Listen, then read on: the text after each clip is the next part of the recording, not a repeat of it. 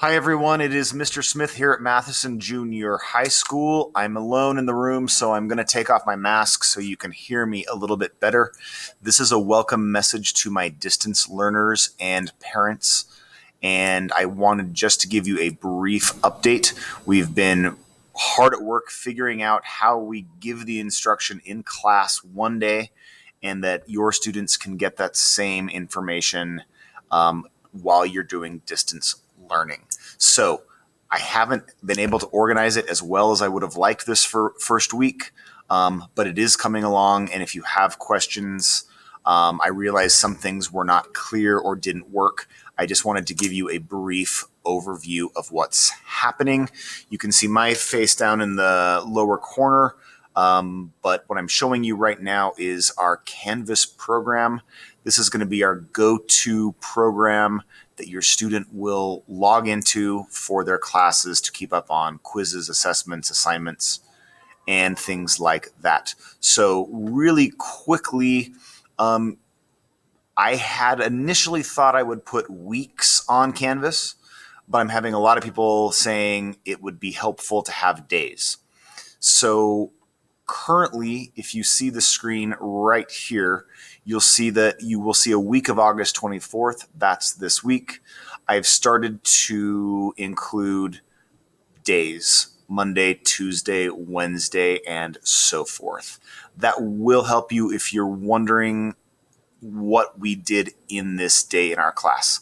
Now, with distance learning, you do have the flexibility that, if you want to go back and do an activity from an earlier day, I want you to do that. Or if you want to do one a day later, that's not going to be too big of a deal for me. The main thing is if there is anything due on Fridays to get the stuff done for that week. Really quickly, some questions here on Monday. We have an EQ. That is an essential question. The question for this week is, how can I practice the Matheson way in history class? I think it would be a good exercise for the distance learners to keep a schedule, just like we're doing in the Tiger Binders in school. And just a moment. Had to disappear for a second. These are the schedules that are in the Tiger Binders. You're welcome to go in and date the days, and it has a space for the essential question. This should have been in your Tiger Binder, okay? Now, it can get a little repetitious to write the same question every day because that's going to be our question for the whole week. If you want to figure out a smarter way to write it on Monday and draw some lines or some marks, just so you know that's our essential question. When I give a new essential question, we'll then put it in our calendars at that time.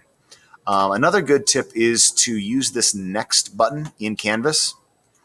There is a next and a previous. This will take you to the next item that we are working on, right? The next item was a disclosure. I want you guys to take a look at my disclosure. It has some expectations, some ideas on grading. However, at the very bottom, it says take a disclosure quiz. The quiz isn't working correctly right now. So if you still would take a moment to look through it, that would be great. And I will let you know if I can get that quiz fixed. I'm going to click next again, and you will see some information on the Canvas scavenger hunt. In the scavenger hunt, you have to join a group. The group is limited to 10 students, so your student might get to a group and it might say it's full or you can't join.